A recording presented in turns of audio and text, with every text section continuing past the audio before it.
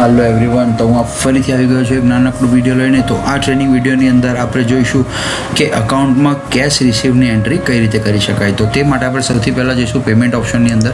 Payment ઓપ્શનમાં તમે second option જોઈ શકો છો, કેશ પેમેન્ટ। જેટલું પણ કેશની અંદર પેમેન્ટ આવે છે તો તેની એન્ટ્રી કઈ રીતે કરી શકાય તે આપણે આજે જોઈશું। તો તેમાં વ્યૂ છે, વ્યૂમાં તમે જોઈ શકો છો જેટલી પણ એન્ટ્રી અહીંયા પડી છે। અને સપોઝ આપણે નવી એન્ટ્રી કોઈ કરવી હોય તો તે માટે એડની ઉપર ક્લિક કરશું, ડેટ ઓટોમેટિક આવી જશે અને તમે અહીંયાથી કેશ ઇન હેન્ડ જે પણ બુકનું નામ છે, બિકોઝ આપણે કેશમાં પેમેન્ટની એન્ટ્રી કરીએ છીએ અને જે પણ ક્લાયન્ટ છે એ ક્લાયન્ટનું તમે સિલેક્શન કરી શકો છો। અને જેવું તમે અમાઉન્ટ પર ક્લિક કરશો એટલે તરત જ એમના જેટલા પણ નાના ઇન્વોઇસ હશે નીચે એ બધી ડિટેલ્સ તમને અહીંયા જોવા મળી જશે। હવે અહીંયાથી તમારે જે પણ ઇન્વોઇસનું પેમેન્ટ કરવું હોય, સપોઝ હું એક 97 નંબરનો ઇન્વોઇસનું પેમેન્ટ, તો એનું ઓટોમેટિક એની અમાઉન્ટ અહીંયા તમે જોઈ શકો છો, 36476 ઓટોમેટિક અહીંયા અમાઉન્ટ ફેચ થઈ ગઈ। અને અહીંયા તમે રિમાર્કમાં કંઈ પણ લખી શકો છો। હું અહીંયા ડમી એન્ટ્રી લખું છું, ડમી પેમેન્ટ લખીને હું સબમિટ કરીશ એટલે ઓટોમેટિક એના ડેટા અહીંયા ડમી પેમેન્ટ તરીકે સેવ થઈ ગયા, તમે અહીંયા જોઈ શકો છો।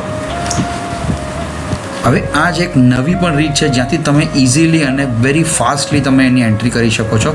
તો તે પહેલાં આપણે એક આ ઓપ્શન જોઈ લઈએ। બે ઓપ્શન છે તમારી પાસે, એડિટ અને ડિલીટ। અહીંયાથી તમે એડિટ પણ કરી શકો અને ડિલીટ પણ કરી શકો છો કોઈ પણ એન્ટ્રીની, ઓકે। તો એ જે શોર્ટ ઓપ્શન્સ છે જેમાં તમે ડાયરેક્ટલી કેશ પેમેન્ટ કરી શકો છો, એની જે પણ એન્ટ્રી છે એની પેમેન્ટની એન્ટ્રી કરી શકો, એ માટે આપણે જઈશું હોમ પેજની અંદર। હોમ પેજમાં તમે જોઈ શકો છો ડેશબોર્ડ છે, તો ત્યાં તમે નીચે એન્ટ્રી છે પરચેસ, સેલ્સ અને બ્રોકર। તો જે રીતે પરચેસમાં પેમેન્ટ કરવું હોય તો એની સીધી જે પણ ઇન્વોઇસનું તમારે પેમેન્ટ કરવું હોય તો એની સામે તમે જેવું ક્લિક કરશો કેશ પેમેન્ટ, તો કેશ પેમેન્ટ પર ક્લિક કરશો એટલે એની એન્ટ્રી તરત જ અહીંયા આવી જશે। અહીંયા તમે જોઈ શકો છો ઓટોમેટિક સિલેક્શન પણ થઈ ગયું, એની અમાઉન્ટ્સ પણ આવી ગઈ અને અહીંયા અમાઉન્ટ આપીને તમે અહીંયા કંઈ પણ એની જે તમારે એન્ટ્રી કરવાની હોય એ તમે અહીંયા રિમાર્ક એનું લખી શકો છો।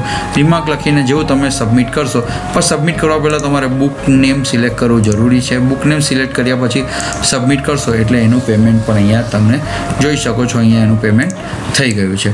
તો આ એક હતો એક નાનકડો પ્રયાસ જેમાં તમને એકચ્યુઅલીમાં પ્રેક્ટિકલી કરીને બતાવ્યું છે કે કેશ પેમેન્ટની એન્ટ્રી કઈ રીતે કરી શકાય। આઈ હોપ તમને સમજમાં આવી ગયું હશે। તો મળીએ એક નાનકડા વિડીયો સાથે કંઈક નવું શીખવા માટે। Thank you very much.